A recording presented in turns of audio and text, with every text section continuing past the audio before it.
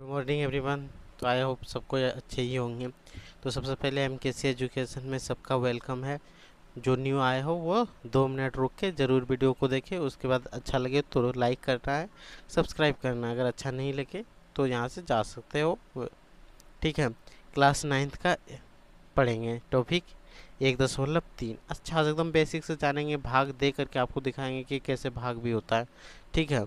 आसान भी बताएंगे और टफ भी। तो देखो, निम्नलिखित भिन्न को दशमलव रूप में लिखिए और बताएं कि प्रत्येक दशमलव प्रसार किस प्रकार का है। ठीक है। प्रत्येक दशमलव प्रसार को दिखाना किस प्रकार है। किस का प्रकार का मतलब क्या होता है? अनावर्ती है, अनावर्ती, अशांत या अ अनावर्ती या आवर्ती है, जिसको क्या बोलते हैं? शांत। तो दो ही चीज़ दिखाना है, शांत है या अशांत है। शांत का मतलब कि अशांत का मतलब क्या हो? जब भाजक भागफल और क्या होता है? भाजक और भागफल, तीन चीज होता है। अगर भागफल, ठीक है, भागफल अगर रिपीट करें, क्या करें? रिपीट, तो वो अशांत होगा। ठीक है। अगर भागफल रिपीट करे तो अशांत होगा, अगर पूरी तरीके से कट जाए शांत होगा। कोई दिक्कत? चलो यहाँ से हम लोग इसको बनाते हैं। 36 और 100 है तो इसको 100 से भाग देते हैं 36 को। एक बार दशमलव कटाएंगे 0, फिर 3 से कटाएंगे 300 होगा। 1060। यहाँ पे तो अब दशमलव बिठाने के बाद अपने से जीरो जितना मन हो उतना बिठा सकते हो। 6 से 600 बार में ये पूरे तरीके से कट गया। यहाँ आया क्या? 0.3। तो ये क्या होगा? शांत। क्या होगा? शांत। समझ में आया? अब यहाँ पे क्वेश्चन नंबर 2 देख सकते हो आप। 11 से 1 को भाग देंगे, दशमलव बिठाएंगे 10, फिर एक जीरो बिठाएंगे 100 होगा। 11×9 99। फिर क्या बचा? 1, फिर एक जीरो, फिर एक जीरो, 11×9 99। फिर क्या बचेगा? 1, फिर 11×9 99। यहाँ जीरो जीरो का 11×9 99 बचा 1। तो यहाँ पे क्या देख रहे हैं? 0.999, यानी 9 का रिपीटेशन, बार बार 9 आ रहा है। तो इसीलिए इसको क्या लिखेंगे? अशांत अनावर्त। अगर अनावर्ती लिखना है तो वो भी लिख सकते हो आप, कोई दिक्कत नहीं होगा। ठीक है। अब आ जाते हैं क्वेश्चन नंबर 3। तो सबसे पहले 8 चौक 32 एक 33, तो यहाँ लिखेंगे 33/8। अब 8 से 33 को भाग देते हैं। क्या करेंगे? देखो, 8 चौक 32, बचा 1, दशमलव बैठाएंगे 10, एक बार में 8 घटाओ 2, 20 हो जाएगा, क्योंकि दशमलव दे दिए, जीरो बैठा देंगे 20। 8 दूना 16, 20 में 16 घटाओ 4 बचेगा।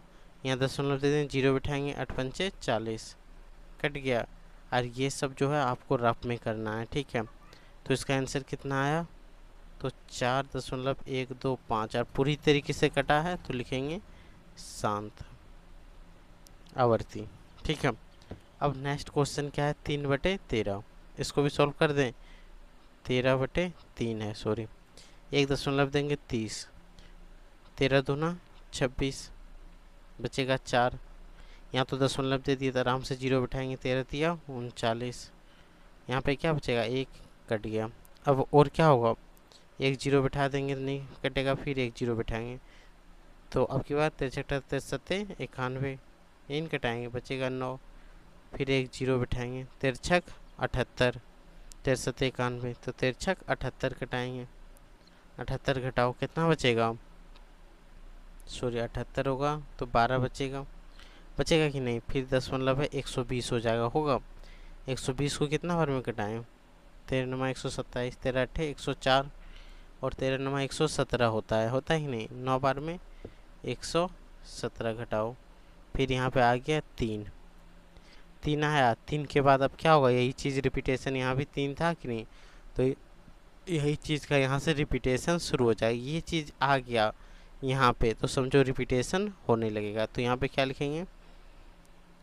2, नहीं सॉरी, यहाँ नीचे लिखते हैं 0.23769 और डॉट डॉट डॉट, इसके मतलब और भी आगे है। यहाँ से ये क्या हो जाएगा? अशांत। यहाँ लिखे हैं शांत लेकिन बैठा देंगे और, तो हो जाएगा अशांत। ठीक है। 11/2 को आप खुद करके देखना है, एक शांत होता है कि अशांत। 400/400 और इसको करके दिखा देते हैं। ठीक है, बड़ा है तो ये क्या होना चाहिए, शांत। तो यहाँ दशमलव बैठाएंगे, 1 0। ठीक है, यहाँ तो 8 चौक 32 कट जाएगा, 4 बार में हम कटाते हैं, 8 चौक 3200। 3200 कटाएं तो यहाँ बचा 90, 0, 2 को 0 बचा। अब यहाँ 400 है, 1 0 और बैठाएंगे, 4 दूना 8 होगा, तो यहाँ पे 800 कटाएंगे तो घट बचेगा कितना, 100। 100 होगा और 1 0 बैठा देंगे, 1000। तो 1000 को कटाएंगे, कितना बार में कटेगा, 2 बार में 800 कटेगा, तो यहाँ से बचेगा 200। बचेगा कि नहीं, 1 0 बैठा देंगे, 2000, 5 यहाँ बैठाएंगे तो 2000 कट जाएगा। तो यहाँ पे क्या आया, 0.8225, यहाँ 0 लगा देंगे, ये तो फिक्स कट गया, तो ये क्या हो जाएगा, शांत। शांत, यहाँ तक कोई दिक्कत। अब क्वेश्चन नंबर 2 आप देख सकते हो। आप जानते हो कि 1/7 बराबर 0, सॉरी 1/7 का वैल्यू क्या है, 0.142857 ये है। वास्तव में लंबा भाग किए बिना आप बता सकते हैं कि 2/7, 3/7, 4/7, आप देख सकते हो 5/7, 6/7 का दशमलव प्रसार क्या होगा यदि हाँ तो कैसे, संकेत 1/7 के रूप में। चलिए दूसरा पेज में हम लोग आ जाते हैं। आप यहाँ पे देख सकते हो, ठीक है। यहाँ पे जैसे आप देख पा रहे हो कि 2/7, 3/7, 4/7, 5/7, 6/7 का वैल्यू निकालना। तो देखो 2/7 को हम लिख सकते हैं 2 गुना 1/7, लिख सकते हैं कि नहीं, ये बताओ आप।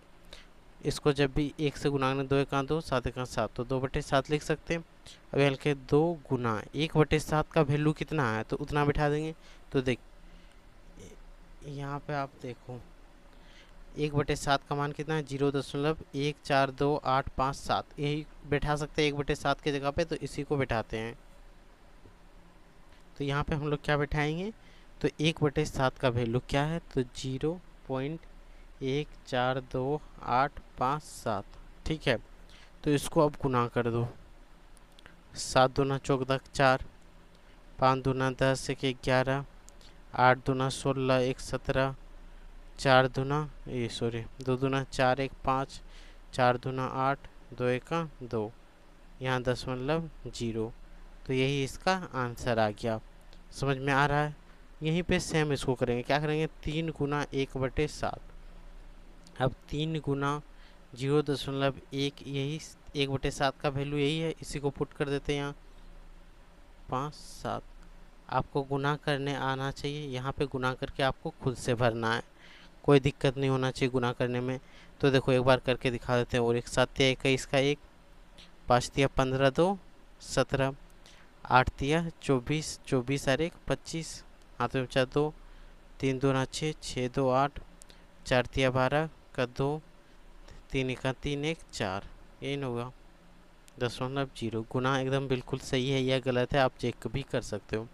तो यहाँ से देखो, यहाँ क्या लिखेंगे, 4 गुना 1/7, यहाँ क्या लिख सकते हैं, 5 गुना 1/7, यहाँ क्या लिख सकते हैं, 6 गुना 1/7। अब फिर यहाँ पे क्या लिख सकते हैं, 4 गुना 0.142857। अब गुना करके आपको यहाँ वैल्यू पुट कर देना है। इसमें क्या लिख सकते हैं, 5 गुना 0.142857। इसमें क्या बोला गया कि बिना लंबा भाग किए हुए, तो बिना लंबा भाग किए हुए बना रहे हैं कि नहीं। तो क्वेश्चन को बेसिक से समझना है ताकि आपका स्कोर भी हो और आपको समझ भी आना चाहिए। तो यहाँ पे आपको ये डब्बा बना दिए, बचपन में तो ज़रूर ही ऐसे मतलब गुना किया ही होगा, तो यहाँ पे भी एक बार कर लेना है। ठीक है, आते हैं क्वेश्चन नंबर 3 पे। निम्नलिखित को p/q के रूप में व्यक्त कीजिए जहाँ p और q पूर्णांक है और q is equal to not है 0। तो इसको मुख्य रूप से क्या बोला गया, एक परिमेय संख्या के रूप में दर्शाना। तो यहाँ पे लिखेंगे माना, ठीक है, सबका थोड़ा थोड़ा जगह दे देते हैं, उसी में सॉल्व करके देखते हैं। माना x बराबर 0.6। यहाँ देखो रिपीटेशन कितने अंक का हो रहा है, अब बताओ, एक अंक का है तो x को 10 से गुना करेंगे। ठीक है, अगर 2 अंक का होगा तो x को 100 से गुना करेंगे, अगर 3 अंक का होगा तो x को किससे गुना करेंगे, 1000 से गुना करेंगे। तो यहाँ लिखेंगे, इसको समीकरण 1 मान लेते हैं हम, ठीक है। x बराबर क्या होना है, 0.6, यही ना है 0.6, इसको क्या लिखते हैं 6 होगा, तो x बराबर 0.6666 यहाँ तक होगा। यहाँ लिखेंगे समीकरण 1 को 10 से गुना करने पर, 10 से गुना करने पर गुना करेंगे तो क्या होगा 10x, और इसको गुना करेंगे तो क्या होगा 6.6666, ऐसे ही चलते रहेगा, होगा कि नहीं। या तो यहाँ समीकरण नहीं लिखना है तो लिख सकते हैं दोनों पक्षों को 10 से गुना करने पर, ठीक है। यहाँ पे दूसरा चीज़ क्या लिख सकते हैं, दोनों पक्षों को 10 से गुना करने पर। अगर आपको समीकरण नहीं पता हो तो आप लिखना है कि दोनों पक्षों को 10 से गुना करने पर। इसको गुना करेंगे 10x, इसको गुना करेंगे तो एगो 6 किधर आ जाएगा, इधर आएगा। जैसे यहाँ पे देखो 0.6 को 10 से गुना करके आपको दिखाई देते हैं। 0 से गुना करेंगे 0, 0 से गुना करेंगे 0, यहाँ कट्टे होगा। 6 से गुना करेंगे 6, 0 से गुना करेंगे 0, 0 0 6 0, यही होगा। एक अंक के बाद दशमलव, एक अंक यहाँ से देखो, यहाँ कट गया, यहाँ पे 31 होगा, यहाँ 6 होगा कि नहीं। यहाँ 0, तो ये यहाँ पे 0 आएगा, ये 0 का कोई वैल्यू नहीं है, तो यहाँ से क्या है 6.0। तो ऐसे ही गुना करना है।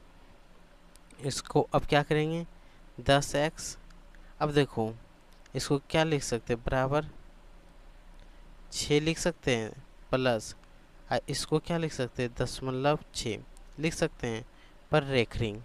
अब 10x बराबर 6 प्लस इस रेखरिंग को हम लोग x लिख सकते हैं, क्योंकि यहाँ पे देखो पीछे मुड़ वाला कहानी है, पीछे मुड़ो।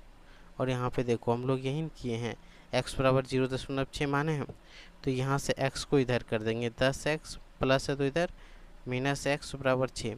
10x में एक x घटाओ, 9x बराबर 6, इसलिए x बराबर क्या होगा 6/9। अब घटाओ, 3 दूना 6, 3 तिया 9, 2/3, तो x का वैल्यू क्या आ गया 2/3।